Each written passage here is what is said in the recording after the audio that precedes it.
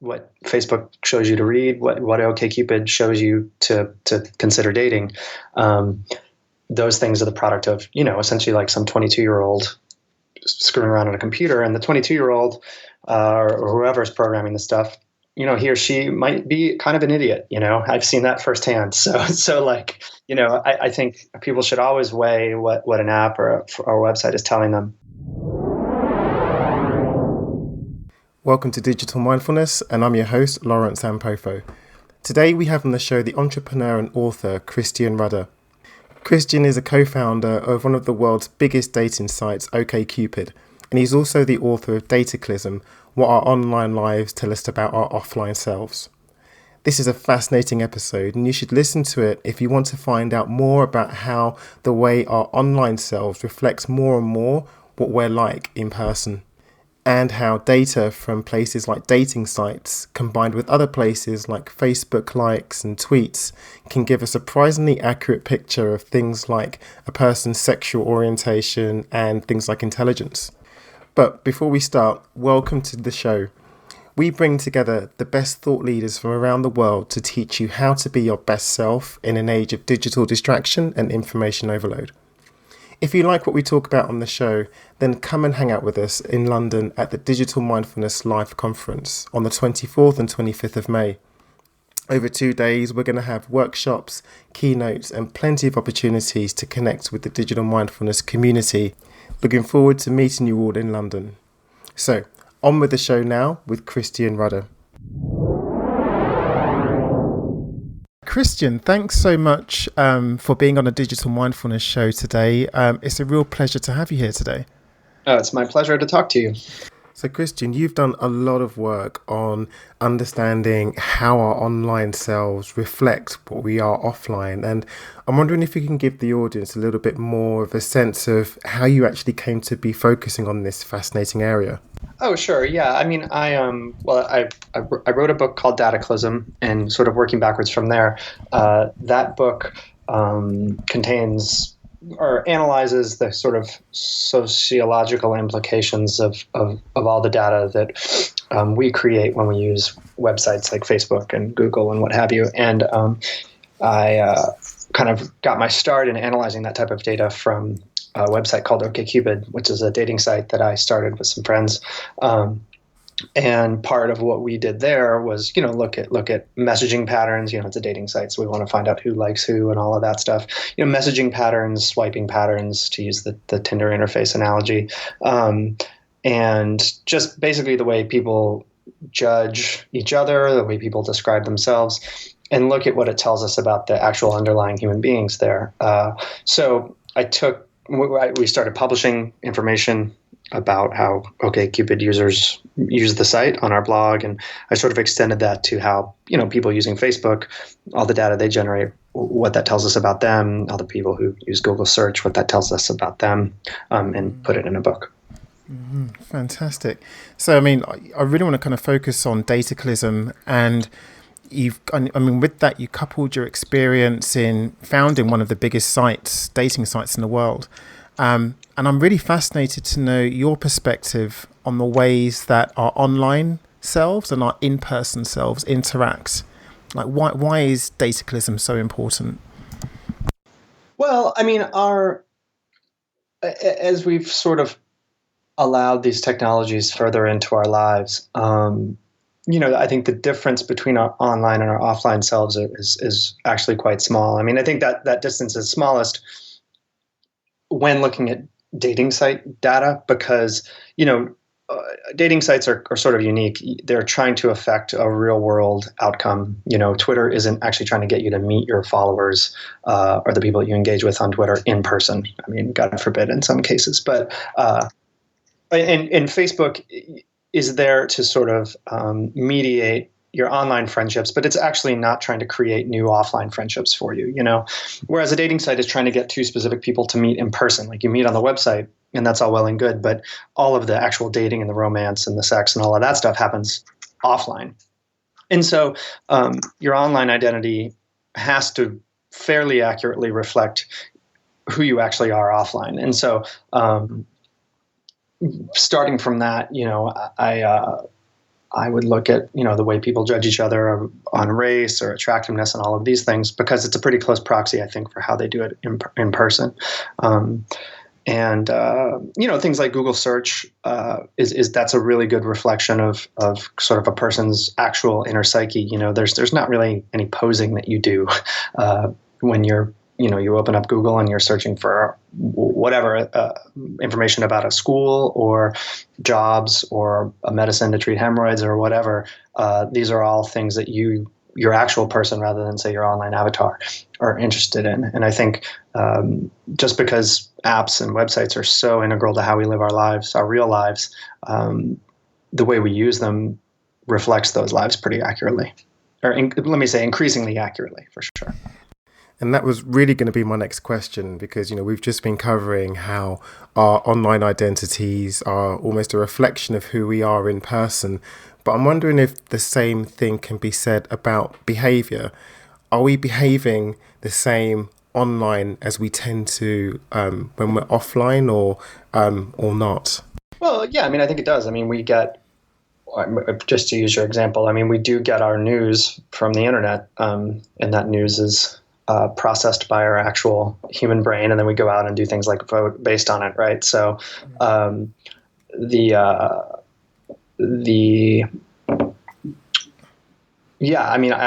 think we just use the internet as sort of an extension, or as a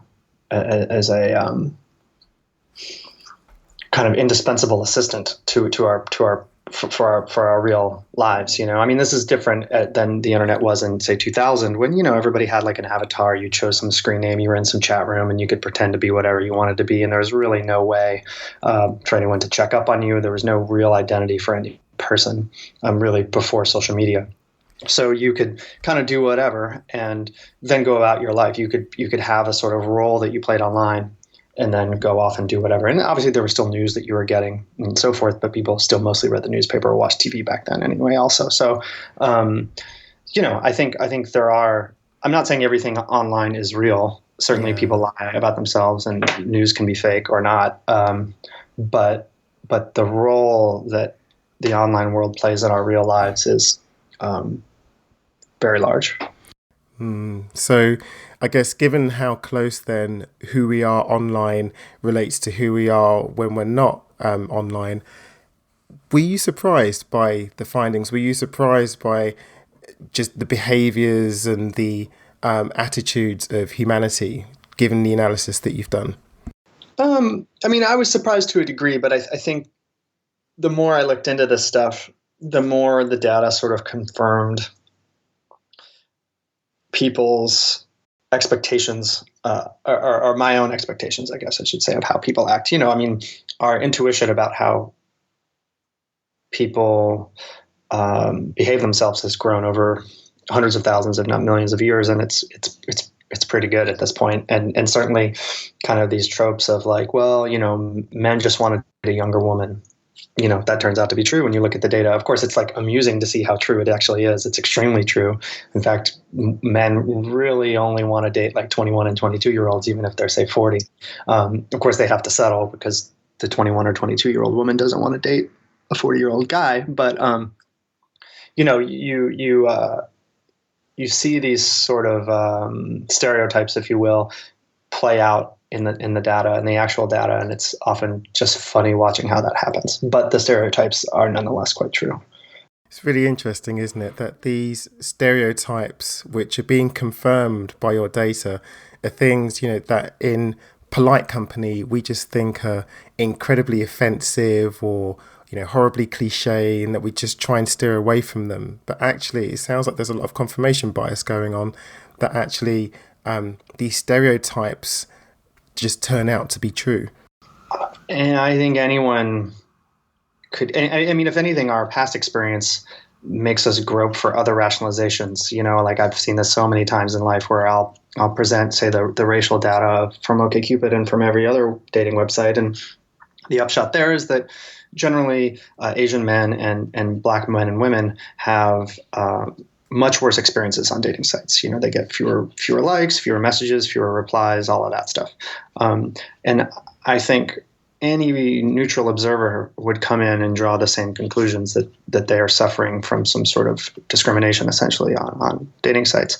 But when you go and talk about these facts to an audience, they'll often be like, well, maybe it's just a different type of Asian man or whatever. Like there's always people are groping for rationalizations to counter the data rather than confirm it. So I don't know if I would use confirmation bias as a description. I think, the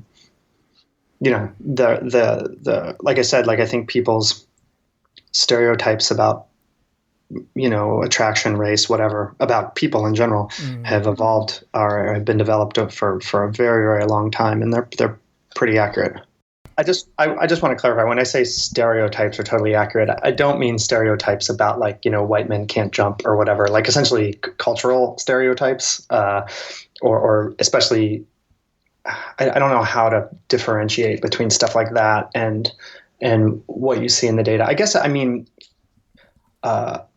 people's understanding of especially mating patterns, because that is something that has just gone back through time forever, is really quite good. And the sort of idea that people are racist is actually turns out to be true.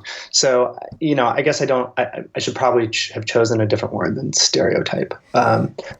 I guess people's assumptions about way people act are often true. So the stereotypes can be all kinds of very hateful stuff, and so I don't want people to think that those are all quote true, because obviously that's not the case.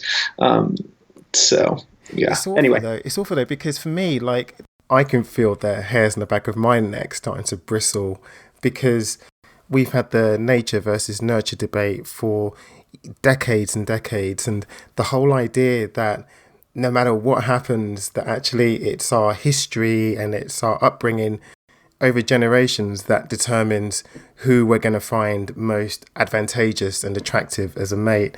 But I'm wondering what you think the role of other dominant information paradigms like mainstream media, etc., has on our perception of our mates. You're absolutely right. Yeah, sorry, you're absolutely right. I mean, they are shaped by that. In fact, you don't see the same racial biases that you see in the United States in the UK, because I think the American culture is so much more racist, honestly. So you're absolutely right. I think that is but the kind of intuition that American society is more racist than British society does turn out to be true. I guess that's what I mean when I say that the data confirms what you suspect a lot of the time, or your intuition that men just want to date younger women. That does turn out to be true. But as for what's driving those desires, I mean, I think, especially for the race stuff, I think it is purely cultural, especially because you see this difference between very similar cultures, but with a few important differences, and that American culture has a much more sordid history vis-a-vis race than British does, than British or Canadian culture. Those cultures do. So I think you do see the history of the culture reflected in the data for sure. For sure, it's a difficult issue, disentangling like what's sort of quote baked into our psyche and what's been overlaid through history and culture and media and all of this stuff. And I think, the culture sets the standards for it sets its own standards for beauty and attractiveness. And you definitely see that reflected in the data. And I think as far as like pushing against it, honestly, I just think it's going to take a lot of time. I think that's the only way to really solve that kind of problem, unfortunately. So given that you've learned all this now about human attitudes and behaviours, I'm wondering, are you optimistic about not only the future of humanity, but also just the datafication and the digitisation of our societies? Because if the data is revealing to you these things, these parts of our personality that we in normal company just keep hidden, how optimistic are you? Right. Yeah, I mean, I think that's one of the greatest values of this kind of data, is to exactly broach and then essentially prove taboos, like the people, you're right, people don't like to talk about race. They don't like to talk about discrimination. People, ironically, the people who are most concerned about, say, racism often want to just kind of sweep it under this rug of like, oh, everything's kind of getting better, blah blah blah. So like, I think the data is extremely useful to talk about how people are really acting out there, because often that's a subject of debate if you aren't willing to bring data to the table. At the same time, I have a lot of misgivings about how deeply we've brought computers and algorithms into our lives. Like, I think people let websites and apps make too many decisions for them, and they're too trusting of what they see as just kind of like pure logic of a computer, and where they don't realize that a lot of these algorithms, what Facebook shows you to read, what OK Cupid shows you to consider dating, those things are the product of essentially like some 22-year-old screwing around on a computer, and the 22-year-old or whoever's programming the stuff, he or she might be kind of an idiot. I've seen that firsthand. So like, I think people should always weigh what an app or a website is telling them. See, now this is fascinating, because coming from someone who's created one of the biggest sites in the world, and a lot of your contemporaries would say that the datafication of society and letting algorithms take greater control of more of our lives is a positive thing, because we get to do less. It makes everything much more efficient. But you're saying actually the opposite, that this is something that we really need to be concerned about, and that the computer's reflection of reality might not be actually what we want. I mean, I definitely think people should be concerned about it. I think as far as like automation, I mean, that's a little bit of a different thing in terms of, like self-driving cars or whatever. There's a lot of latitude for problems there, but kind of what I mean is like, but a self-driving car doesn't purport to make a decision for you. You know what I mean? It's not editing your world in a way that say the Facebook newsfeed algorithm is, or OkCupids or Tinders or whatever Google search, that's choosing a version of the world to show you, right? Well, all of those things are.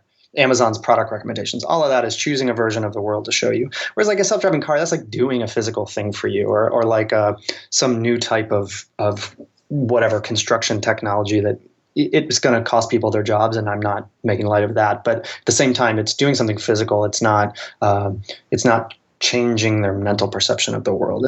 I hope that the distinction I'm making makes sense here. I think that the things that I'm, at least right now, most concerned about, or I guess most regret, is how much people trust the filters that websites and apps lay over the world, whether it's Google, whether it's Facebook, whether it's Twitter, whether it's Tinder, OkCupid, whatever.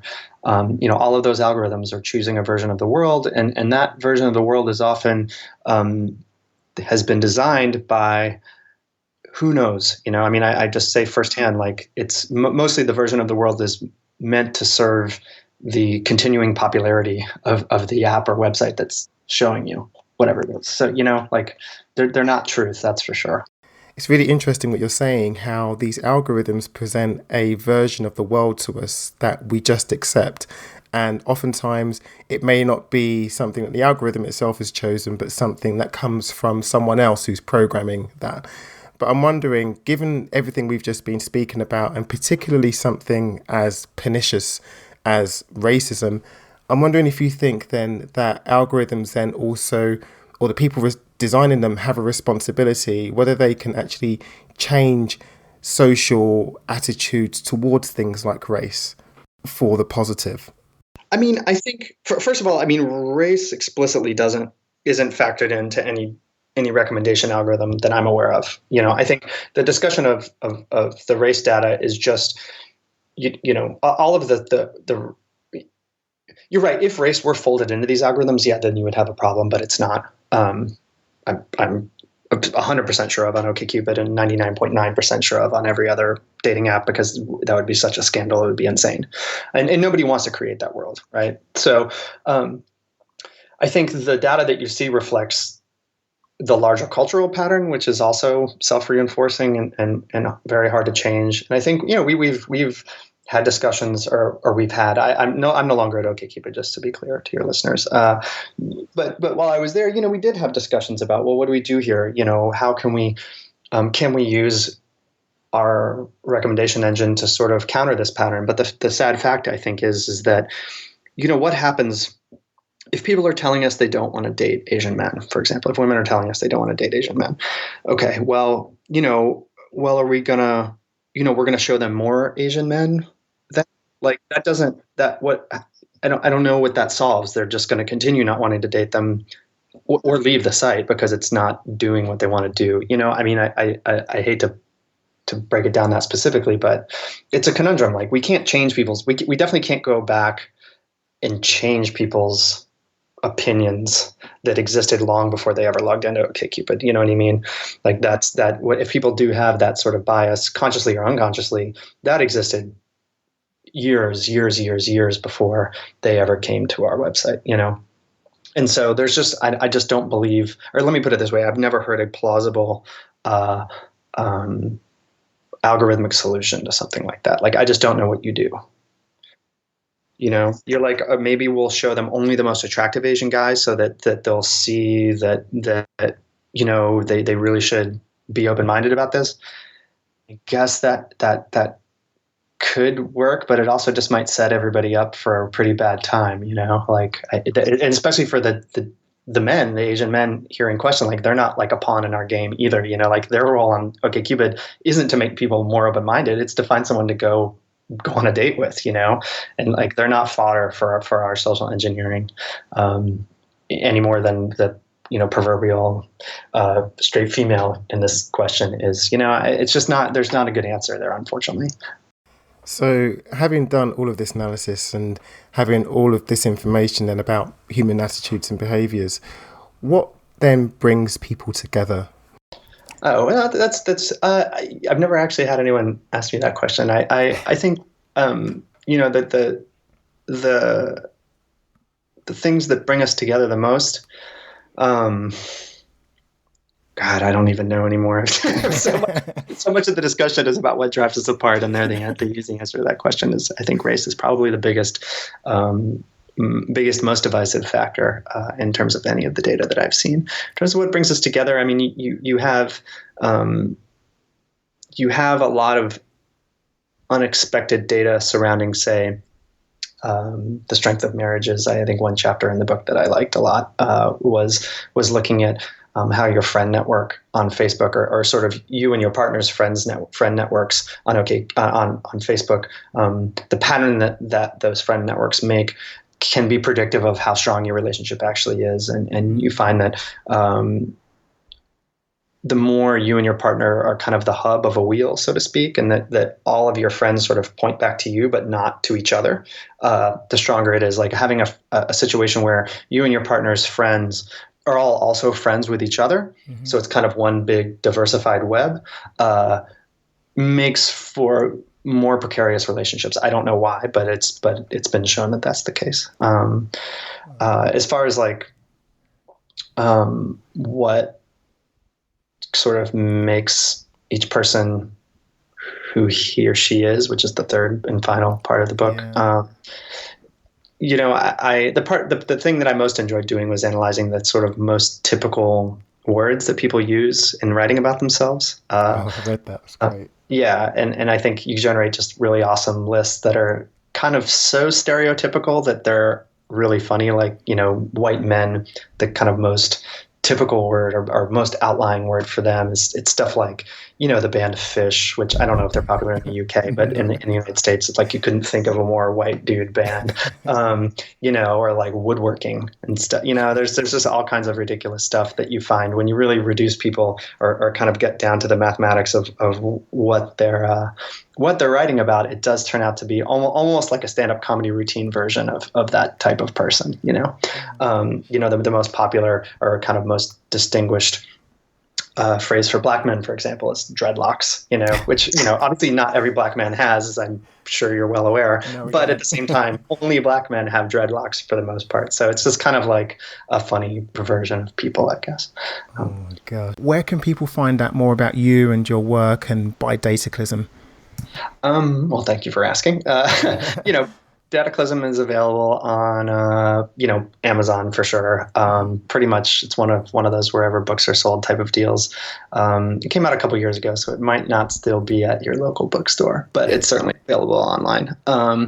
And for me, I honestly and ironically, I try to lay pretty low online. You can follow me on Twitter, but I never tweet, so there's that. And I guess I'm working on another book about AI right now. It won't be done for a while, but when that comes out, I will certainly let you know, and then you can like it. Well, Christian, look, thanks so much for spending time with us today. I really, really appreciate it. Oh, it's my pleasure. Thanks for having me.